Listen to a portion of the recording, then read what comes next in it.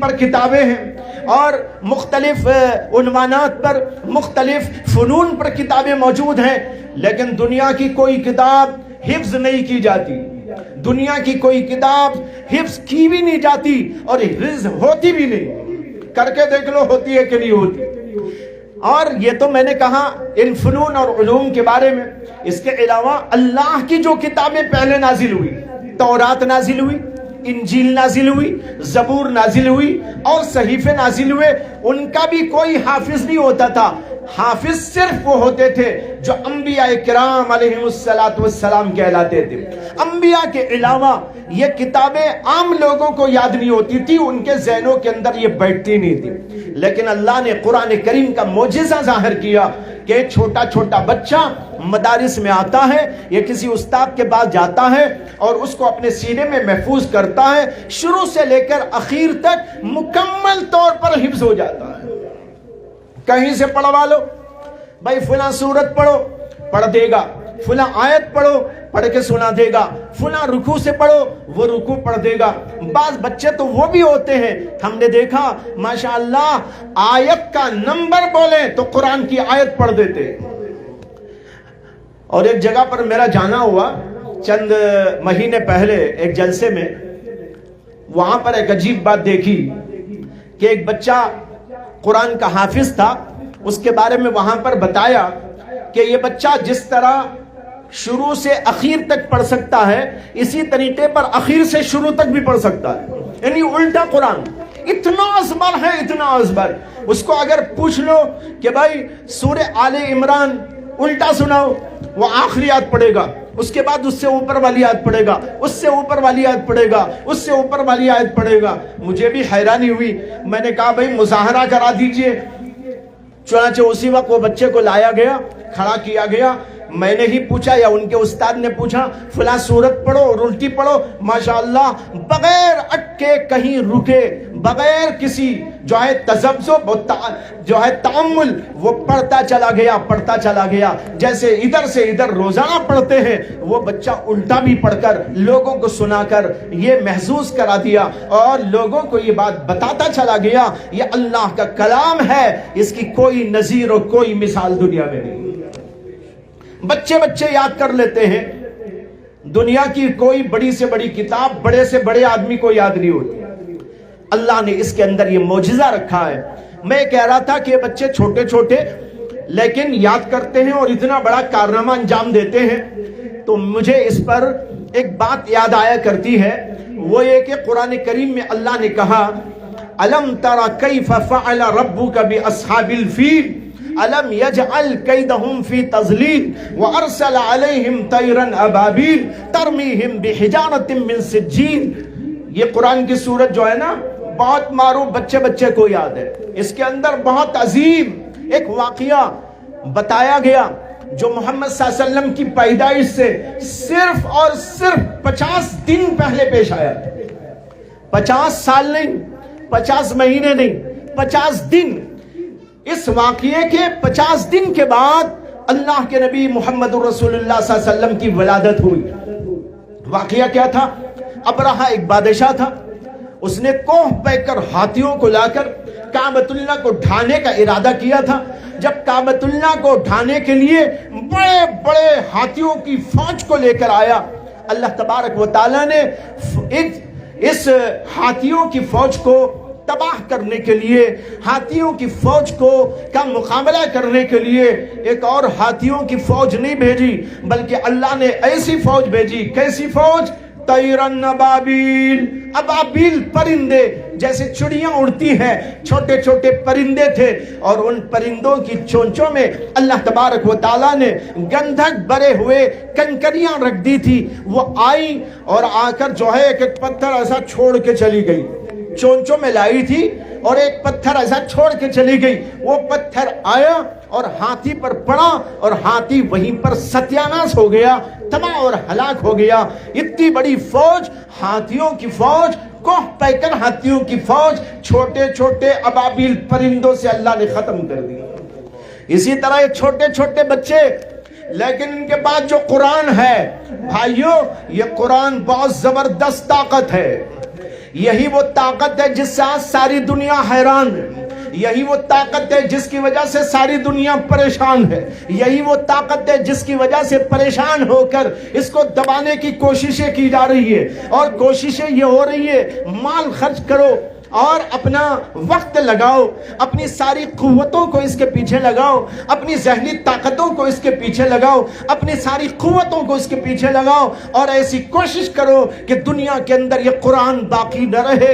یہ بہت بڑی طاقت، آپ کو اس کی طاقت کا اندازہ نہیں ہے، امریکہ کو پتا ہے کہ اس کے کیا طاقت ہے، اور لوگوں کو معلوم ہے کہ اس کے اندر کیا طاقت ہے، لیکن ہمیں خود نہیں پتا ہے کہ کیا طاقت اس کے اندر موجود ہے۔ ورنہ تو بھائیو مدرسوں کے خلاف آواز کیوں اٹھائی جاتی ہے؟ مدرسے کے اندر کیا رکھا ہوا ہے؟ وہاں تو بھائی چٹائیاں بھی ٹھیک نہیں، وہاں تو تپائیاں بھی ٹھیک نہیں، وہاں تو آسائش کا کوئی سامان نہیں، آسائش تک کا کوئی سامان نہیں، رہائش کا سامان نہیں، تو کوئی اور سامان وہاں کیا ہو سکتا ہے؟ لیکن لوگوں کو معلوم ہے یہ ابابیل پرندے ہیں۔ کیا ہیں؟ ابابیل پرندے ہیں، اور ان کی زبانوں میں اور ان کی چونچوں میں جو گندگ بھری ہوئی ایک چیز ہے وہ اللہ کا کلام ہے۔ یہ اللہ کا کلام جب آتا ہے تو بھائیو جو اس کے خلاف آتا ہے اس کو تباہ کرتا چلا جاتا ہے، جو اس کے موافق ہوتا ہے اس کو سینے سے لگاتا چلا جاتا ہے۔ اس لیے لوگ اس سے ڈرتے ہیں۔ ہم کو آپ کو اس کی حقیقت سمجھنے کی ضرورت ہے۔ بہرحال یہ اللہ کا عظیم الشان کلام عجیب معجزہ ہے، محمد الرسول اللہ صلی اللہ علیہ وسلم کا بچے بچے کے سینے میں محفوظ ہوتا ہے۔ ایک طرف تو یہ سلسلہ ہے کہ اس کے الفاظ یاد کیے جاتے ہیں، زبان میں اس کو زبان سے اس کو پڑھا جاتا ہے، بڑے لب و لہجے انداز سے اس کو پڑھا جاتا ہے، اور جب یہ پڑھا جاتا ہے تو وہ بھی ایک عجیب تاثیر اپنے اندر رکھتا ہے۔ اور دوسری طرف اللہ نے اس کے معانی کی حفاظت کے لیے ایک اور سلسلہ جاری کیا، وہ یہ ہے کہ مفسرین کو پیدا کیا، علماء کرام کو پیدا کیا، اور محدثین اعظام کو پیدا کیا، اور اس سلسلے میں مہارت رکھنے والے علماء کو پیدا کیا، تاکہ قرآن کے معانی بھی محفوظ رہیں، تاکہ کوئی بندہ آ کر یہ نہ کہہ جائے اس کا مطلب کچھ اور ہے، یہ مطلب نہیں ہے جو تم لیتے ہو، اس کا کوئی اور من گھڑت مطلب نہ بیان کر دے۔ اس لیے اللہ نے اس کے معانی کی حفاظت کے لیے علماء کرام کو پیدا کیا، صحابہ سے انہوں نے لیا، اللہ کے نبی سے انہوں نے لیا، اور اس کو محفوظ کیا۔ اس کے معانی کو پڑھایا جاتا ہے، تفاسیر کو پڑھایا جاتا ہے، اس کے ایک ایک لفظ کی تحقیق کی جاتی ہے، زیر زبر اور شوشے اور نقطے کی تحقیق کی جاتی ہے، اور اسی طریقے پر اس کے صرفی اور نحوی جو انداز گفتگو ہے اس کو واضح کیا جاتا ہے کہ اس کے اندر یہ لفظ کیوں آیا، یہ لفظ کیوں نہیں آیا، اس کا کیا مطلب ہوتا ہے، یہ لفظ آئے تو کیا مطلب، یہ لفظ آئے تو کیا مطلب۔ یہ ساری کے ساری بحثیں پڑھا کر تیار کی جاتی ہے ایک فوج کو، جو دنیا میں ہمیشہ باقی رہ کر یہ بتاتی ہے دنیا والوں کو اللہ کے کلام میں نہ تم لفظی طور پر عدل بدل کر سکتے ہو، اور نہ اس کے معنی کے اعتبار سے کوئی رد و بدل کر سکتے ہو۔ اس کا معنی بھی محفوظ ہے، اس کے الفاظ بھی محفوظ ہیں۔ امام قرطبی ایک بہت مشہور مفسر گزرے ہیں، متقدمین میں ان کا شمار ہے، ان کی تفسیر بڑی جامع معنی 20 جلدوں میں ہے۔ اسی آیت کریمہ کے ذیل میں انہوں نے ایک واقعہ لکھا ہے جو بڑا عجیب و غریب واقعہ ہے، اور قرآن کے محفوظ ہونے کی دلیل۔ اللہ نے قرآن میں کہا اِنَّا نَحْنُ نَزَّلْنَا الذِّكْرَ وَإِنَّا لَهُ لَحَافِظُونَ۔ اسی کے ضمن میں واقعہ لکھتے ہیں کہ مامون الرشید کے دور میں، اور مامون الرشید جو بادشاہ ہونے کے ساتھ بڑا عالم بھی تھا، بڑا فاضل بھی تھا، محدث وقت بھی تھا، لیکن وہ سیاسی امور میں لگا رہا، اس لیے یہ خدمت تو نہیں کر سکا، لیکن بہرحال عالم تھا، فاضل تھا، علماء کی قدر و قیمت تھی، علم کا اس کے پاس ایک وقار تھا، اور اس کی عظمت و جلالت اس کے قلب میں بیٹھی ہوئی تھی۔ تاریخ بتاتی ہے کہ وہ علم کا قدردان رہا، جیسے کہ ہارون الرشید بھی علم کا بڑا قدردان بادشاہ گزرا ہے۔ علامہ قرطبی لکھتے ہیں کہ ہر سال मामून रशीद के दरबार में एक बहुत बड़ा मेला लगता था, इल्मी मेला, जिसमें मुहद्दिसीन, मुफस्सिरीन, फुक़हा इकराम, दीगर उलूम व फ़नून के माहिरीन, मन्नातिक़ा, फ़लासफ़ा वगैरह वगैरह जमा होते और बहसें होती, मुज़ाकरात होते, शेर शायरी होती, इल्मी गुफ्तगू होती, उलमा के दरमियान में मुनाज़रे होते। ये 8 दिनों तक सिलसिला जारी रहता और उसका पूरा निज़ाम बादशाह के यहाँ से होता था, खाने का, पीने का, रहने का वगैरह वगैरह। उसके अंदर दुनिया भर के बड़े बड़े माहिरीन आते थे। एक बार ऐसा हुआ कि एक गैर मुस्लिम वहां पर आया जो मुख्तलिफ उलूम और फनून का माहिर था, और उसने भी गुफ्तगू की लोगों के सामने अपने इल्म के बारे में, उसके फन के बारे में। जब उसने गुफ्तगू की तो उसका अंदाज और उसके इल्म का जो बड़ाई थी, लोगों को उसने बड़ा मुतासिर किया। लोग बड़े मुतासिर हुए, उलमा भी मुतासिर हुए, मुहद्दिसीन मुतासिर हुए, मुफस्सिरीन मुतासिर हुए कि ये अपने फन का बड़ा माहिर मालूम होता है। खैर गुफ्तगू हो गई, जैसे और लोगों ने अपने अपने फन की गुफ्तगू की, उसने अपने फन की गुफ्तगू की। जब वो सेमिनार खत्म हुआ तो कुछ उलमा उससे मिले। मिलकर उन्होंने कहा कि आपके अंदर माशाअल्लाह बड़ी खूबियां पाई जाती हैं, आपकी गुफ्तगू से हम बहुत मुतासिर हुए और आपके इल्म से हमको बड़ा फायदा पहुंचा, लेकिन आप में एक कमी है, वो पूरी हो जाए तो बहुत अच्छा है। उसने कहा भाई क्या कमी है? कहा कमी यह है कि तुम्हारे अंदर सब कुछ है लेकिन ईमान नहीं है। आदमी में सब कुछ हो, ईमान ना हो, यह बहुत बड़ी खामी है, इसलिए आप ईमान लाए। उसने कहा मैंने कभी इस टॉपिक पर गौर नहीं किया है, यहां जाने के बाद गौर करूंगा। उन्होंने कहा ठीक है, ला इकराह फिद्दीन, दीन में कोई जबरदस्ती तो है नहीं। चुनाचे मेला खत्म हो गया, लोग चले गए। 1 साल गुजर गया। दूसरा साल जब आया और उस सेमिनार का मौका आया, लोग जमा हुए, तो वो शख्स भी दोबारा आया, लेकिन अब आया तो उसका हाल ऐसा था कि पता चलता था ये मुसलमान हो गए। खैर आया, लोगों ने उससे मिलकर पूछा माशाअल्लाह ऐसा लगता है आप मुसलमान हो गए। उसने कहा अल्हम्दुलिल्लाह मैं मुसलमान हो गया। कैसे मुसलमान हुए? कहा कि मेरा एक वाकया है। क्या वाकया है? कहा मैं यहां नहीं सुनाऊंगा, जब बादशाह बैठेंगे और बादशाह का दरबार लगेगा, सारे उलमा, सारे फुजला, सारे मुहद्दिसीन, सारे शुआरा, सारे उदबा, सारे खुतबा, सारे बुलगा, ये सब के सब बैठेंगे और जब गुफ्तगू का आगाज होगा उस वक्त में मुझे मौका दिया जाएगा तो मैं अपनी कहानी सुनाऊंगा। लोगों ने कहा बहुत अच्छा। खैर उसके बाद जब मजलिस का वक्त आया, बादशाह बनफ्स नफीस तशरीफ फरमा हुए, लोग उलमा, सुलहा, अतकिया, मशाइख और मुख्तलिफ उलूम व फनून के माहिरीन जमा हो गए और गुफ्तगू का आगाज हुआ। तो उस वक्त इसको मौका दिया गया कि आप अब बताएं कि आपके इस्लाम लाने का वाकया क्या। वो आकर खड़ा हुआ और उसने जो वाकया बताया वो ये था कि देखो आपने गुज़िश्ता साल मुझे दावत दी थी इस्लाम लाने, मैंने वादा किया था यहां से जाने के बाद गौर करूंगा। चुनाचे यहां से जाने के बाद मैं सोचता रहा कि दुनिया में तो बहुत से मजहब हैं, इस्लाम भी एक मजहब है, तो मैं इस्लाम के बारे में ये जानकारी लेना चाहता था। इस्लाम सच्चा मजहब है, अगर इस्लाम सच्चा है तो कबूल कर लूंगा। कहता है कि उसको जांचने के लिए मैंने एक तरीका अपनाया। वो तरीका यह था कि मैं बेहतरीन कातिब हूं, किताबत करते ना, खुशनुमा राइटिंग। कहता है कि मैं बेहतरीन कातिब हूं और एक जुबान का कातिब नहीं, कई जुबानों में लिखता हूं। अरबी में लिखता हूं, दूसरी जुबानों में लिखता हूं। मुझे अल्लाह ने ऐसा सलीका दिया, इतना बेहतरीन खत लिखता हूं कि देखने वाले देखते रह जाए। तो कहता है कि मैंने इसी चीज को, अपने इसी फन को मज़ाहिब की सच्चाई व सदाकत को जांचने के लिए आला बनाया। मैंने लोगों से पूछा कि भाई सब यहाँ बड़े बड़े मज़ाहिब कौन से?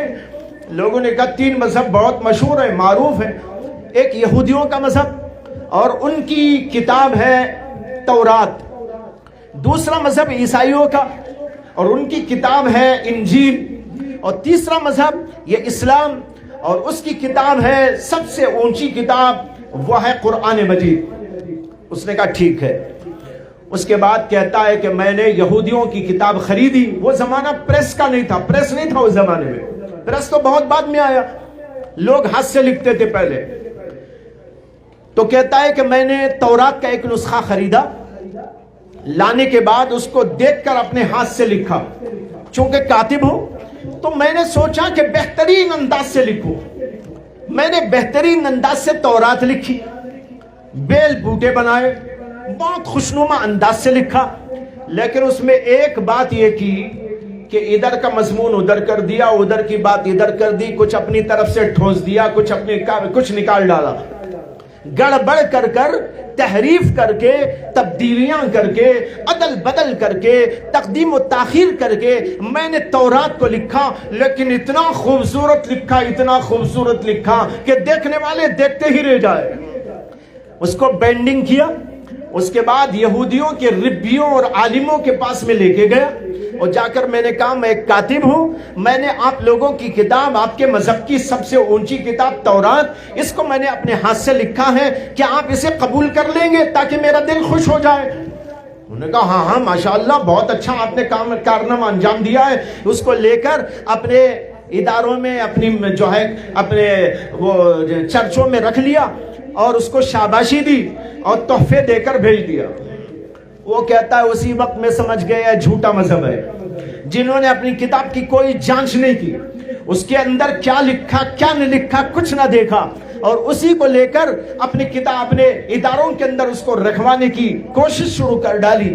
معلوم ہوتا ہے کہ مذہب صحیح نہیں۔ کہتا ہے کہ اس کے بعد میں نے انجیل کو آزمایا، انجیل لایا، اس کو بھی اسی طرح لکھا، بہت خوبصورت، بہت بہترین انداز سے لکھا، لیکن اس میں بھی وہی کام کیا، گڑبڑ کر دی، تحریف کر دی، عدل بدل کر دیا، تقدیم و تاخیر کر دی، اپنی طرف سے کچھ ڈال دیا، اس کے اندر سے کچھ نکال ڈالا، اس طرح کر گئے۔ اس کو بھی بینڈنگ کر کے ان کے عالموں کے پاس، پادریوں کے پاس میں لے کے گیا اور کہا کہ میں ایک بہترین کاتب ہوں، آپ کی بہترین مذہبی کتاب کو میں نے اپنے ہاتھ سے لکھا ہے، دیکھو کتنا خوبصورت اور کتنا حسین لکھا ہے، کہ آپ اس کو قبول کر کے اپنی چرچوں میں رکھ لیں گے؟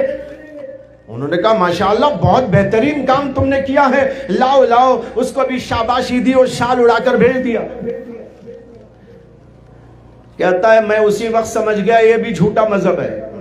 اب نمبر اور باری تھی اسلام کو جانچنے کی۔ کہتا ہے کہ میں نے اسلام کو جانچنے بھی یہی طریقہ استعمال کیا، قرآن خریدا، اپنے ہاتھ سے قرآن کو لکھا، لیکن اس میں بھی وہی گڑبڑ کر دی، ادھر کا ادھر، ادھر کا ادھر، کچھ نکالا کو ڈال دیا۔ سب کچھ کرنے کے بعد بہترین بینڈنگ کر کے علماء اسلام کے پاس لے کر گیا، جا کر کہا کہ بھائی میں نے قرآن کو اپنے ہاتھوں سے لکھا ہے بہترین انداز پر، میں یہ چاہتا ہوں کہ آپ کی مسجد میں اس کو آپ رکھ لیں تو میرا دل خوش ہو جائے۔ کہتا ہے کہ جب میں نے علماء سے کہا تو انہوں نے کہا بھائی ہم تو نہیں رکھ سکتے، معافی چاہتے ہیں، ہاں ایک صورت ہے کہ آپ ہم کو قرآن یہ دے کر جاؤ تمہارا لکھا ہوا، ہم اپنے علماء کو بٹھائیں گے، حفاظ کو بٹھائیں گے، قراء کو بٹھائیں گے، اور پھر اس کے ایک ایک حرف کو، ایک ایک لفظ کو، ایک ایک شوشے کو، ایک ایک نقطے کو دیکھیں گے، ہمارے اصلی قرآن سے مطابق ہوگا تو قبول کریں گے، ورنہ تو تمہارے لیے سزا کے فیصلے بھی سنا سکتے ہیں۔ علماء نے کڑوا کڑوا جواب دیا، انہوں نے تو بڑا میٹھا پیٹھا جواب دیا تھا، مٹھائی بھی کھلائی ہوگی، لڈو بھی دیا ہوگا، لیکن یہاں تو کڑوے کڑوے گھونٹ پلائے گئے۔ کہتا ہے کہ یہ کڑوے گھونٹ سنتے ہی مجھے سمجھ میں آ گیا کہ اسلام حق ہے، اسلام سچا مذہب ہے جس کے اندر کسی کے غلط چیز کو داخل کرنے کا سوال نہیں۔ اس طرح اللہ حفاظت کر رہا ہے ہمارے دین کی، قرآن کریم کی۔ ان بچوں کے ذریعے، علماء کے ذریعے، مدارس کے ذریعے، خانخاہوں کے ذریعے، مفسرین کے ذریعے اور کاتبین کے ذریعے یہ پورے کا پورا اسلام کا ڈھانچہ الحمدللہ اس وقت سے لے کر آج تک اسی طرح محفوظ چلا آ رہا ہے۔ بھائیو بزرگوں، ایسا اللہ نے عظیم الشان کلام ہم کو عطا کیا، لیکن آپ یہ سوچیں، یہ سوال یہاں قائم کریں، اللہ کو کیا ضرورت تھی کہ اتنا عظیم یہ نظام دنیا میں قائم کر کے قرآن کریم کو محفوظ رکھا ہوا ہے؟ آخر اس کے پیچھے کوئی وجہ تو ہوگی۔ ظاہر بات ہے، وجہ کیا ہے؟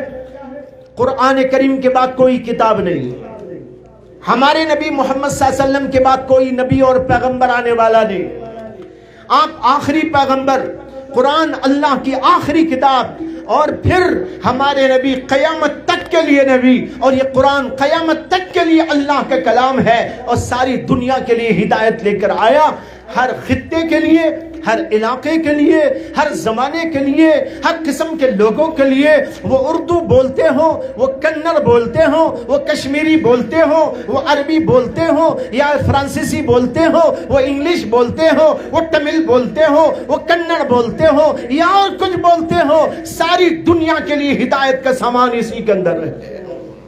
اسی اللہ نے اس کی حفاظت کی اور حفاظت کر رہا ہے، اور قیامت تک یہ سلسلہ چلتا رہے گا۔ لوگ کہتے رہیں گے اور مرتے رہیں گے اس پر کہ ہم قرآن کو ختم کر دے، لیکن مرنے والے مر جائیں گے لیکن قرآن ختم نہیں ہونے والا۔ حضرت مولانا پیر ذوالفقار صاحب دامت برکاتہم نے یہ واقعہ بیان کیا ہے کہ پڑوسی ملک میں، وہ افغانستان کے علاقے میں بخارا جو شہر ہے، امام بخاری کا وطن، وہاں پر کچھ لوگ ایک بار کچھ دیکھنے کے لیے آ گئے۔ دیکھتے دیکھتے انگریز قسم کے لوگ تھے،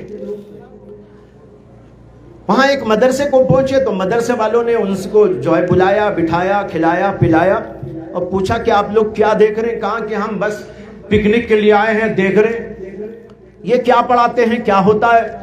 انہوں نے تفتیش کرنی شروع کی۔ محتمم صاحب نے بتایا کہ یہاں حفظ قرآن ہوتا ہے، حافظ بنائے جاتے ہیں، عالم تیار کیے جاتے ہیں۔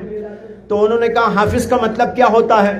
انہوں نے کہا کہ حافظ کا مطلب یہ ہے کہ ہمارا جو قرآن ہے وہ شروع سے لے کر اخیر تک بچوں کو بے ہاتھ کرایا جاتا ہے، یاد کرا دیا جاتا ہے۔ انہوں نے کہا کہیں کہیں سے یا پورا؟ انہوں نے کہا کہیں کہیں سے نہیں، پورا، اشروع تا آخر، پورے کا پورا، لفظ بلفظ، حرف بحرف۔ ان کو یقین نہیں آیا۔ انہوں نے کہا ہم دیکھنا چاہتے ہیں۔ وہ کلاس میں لے جا کر بیٹھے، ان کو بٹھا دیا، اس میں ایک عورت بھی تھی اور 4-5 مرد تھے۔ تو جو مولانا تھے انہوں نے کہا یہ بچے جو ہے حافظ قرآن ہیں، یہ مولانا بیٹھے ہیں حافظ قرآن ہیں، میں بھی حافظ قرآن ہوں، یہ بھی عالم ہے اور حافظ قرآن ہے، دیکھیے ہم کہیں سے بھی ان سے پوچھیں تو یہ آپ کو سنا دیں۔ اب وہ لے کر بیٹھ کر بچوں سے پوچھنے لگے فلاں جگہ سے پڑھو۔ بچہ فر فر فر فر پڑھنے لگا، ادھر سے پڑھو، ادھر سے پڑھو، ادھر سے پڑھو، فلاں جگہ سے پڑھو۔ جہاں سے بھی پوچھا گیا بچے فر فر پڑھ کر سنانے لگے۔ وہ حیران ہو کر اس میں جو ایک عورت تھی نا، وہ عورت اپنے بازو والے آدمی کو کہنے لگی آج سمجھ میں آیا۔ کیا کہنے لگی؟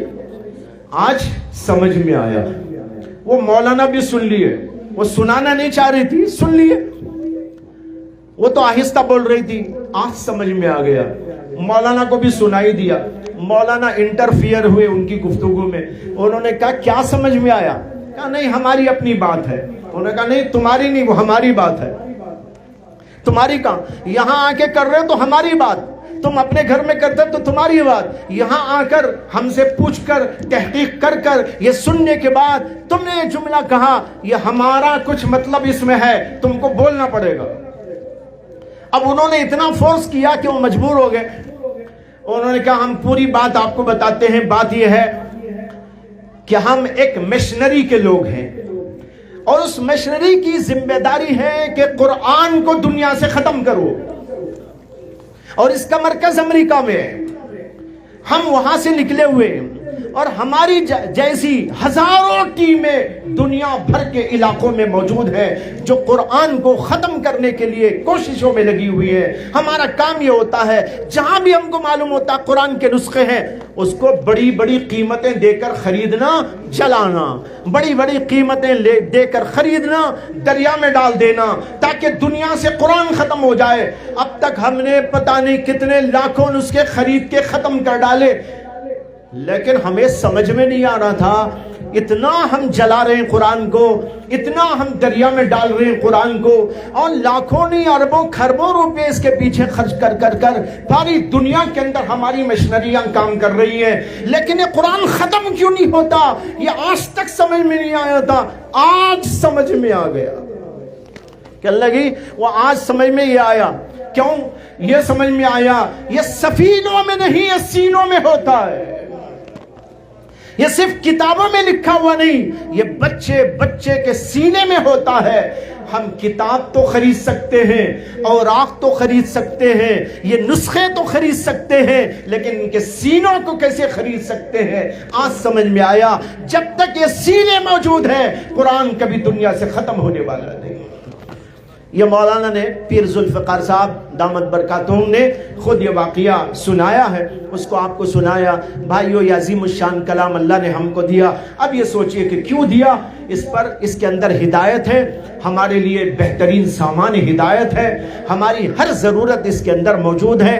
عقیدے اس میں ہیں، اعمال اس میں ہیں، عبادات اس میں ہیں، معاشرت کا طریقہ ہے، تجارت کے اصول و ضوابط ہیں، سیاست کے اصول و ضوابط ہیں. غرض یہ کہ ایک دنیا میں آنے کے بعد انسانوں کو جتنی باتوں کی ضرورت ہو وہ سب کے سب اس کے اندر موجود ہے. اس لیے اللہ اس کی حفاظت کر رہا ہے، قیامت تک سلسلہ چلے گا. اب ہمارا اور آپ کا کام یہ ہے اس قرآن کو پڑھنا، اس کو سمجھنا، اس پر عمل کرنا، اس کی ہدایت قبول کرنا، اپنے ہر معاملے میں قرآن کو آگے رکھنا.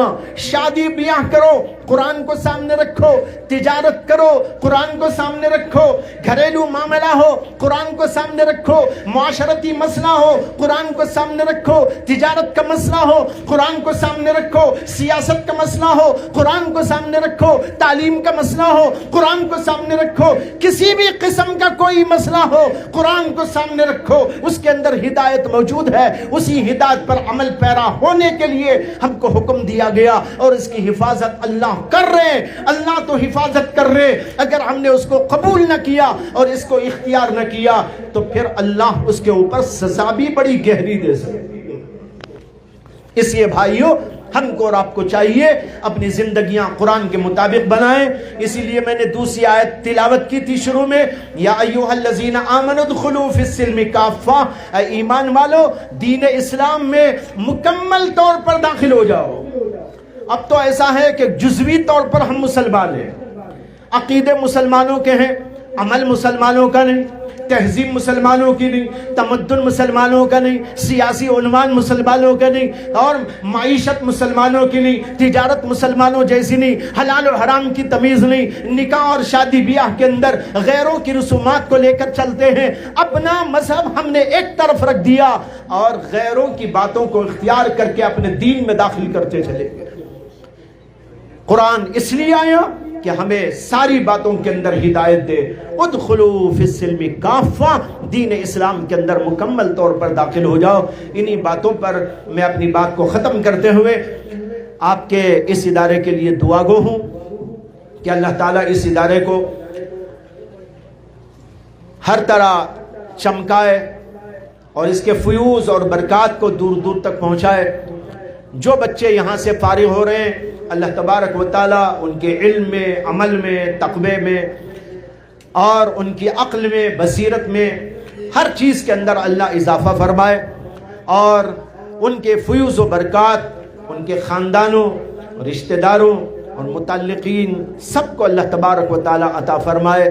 وآخر دعوانا ان الحمدللہ رب العالمین. بچوں کی سند دینی ہو تو 10 بچوں کی دستاربندی کرانی ہے.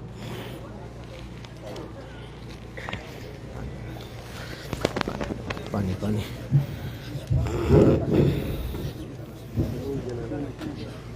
دعا بھائی جی نے کہا ٹھنڈا ہے یا سادہ ہے؟ سادہ ہے سادہ ہے ٹھنڈا ہے نا زیادہ ٹھنڈا ہے یمن سند نِنَے واریاہو چھِ نِمٕژ مگر ہتن چھِ نِنَے تِمن چھِ سند دِژٕے کھیٚنۍ دہن چھِ دستار بندی کَرٕنۍ تمہِ پتہٕ گژھِ انشاءاللہ تعالیٰ دعا تُہۍ تھٲیِو سٲری تشریٖف اور بیٚیہِ چھُ بیٛاکھ اکھ اعلان بوزُن پگاہ آسہِ حضرتن ہُنٛد بیان پیٖشہِ پتہٕ انشاءاللہ جگرٕ برونٛہہ برونٛہہ فرہامہ لولاب تتہِ چھُ صُبحس جلسہٕ دارالعلوم تتہِ اور پگاہ مغرب پتہٕ کھۄفتنس تانۍ آسہِ بیان جامعہ قدیم میر محلہ کپوارہ یعنی پگاہ چھِ ژٔنٛدٕروار پگاہ شام پتہٕ آسہِ پروگرام جامعہ قدیم میر محلہ کپوارہ لہذا چھُ گُزٲرِش کرنہٕ یِوان تتھ منٛز کرو شرکت انشاءاللہ تعالیٰ فٲیدٕ یِم دَہ پارٹی جناب چھِ ترٛیش پرناوَن نہٕ زیادٕ کم کینٛہہ وۄنۍ کرو دستار ترٛیش پٲنۍ یورٕ کینٛہہ وَلان سا لاپروٲہی مہٕ کٔرِو کینٛہہ پتہٕ پرناوو أسۍ أکِس اکھ دستار بندی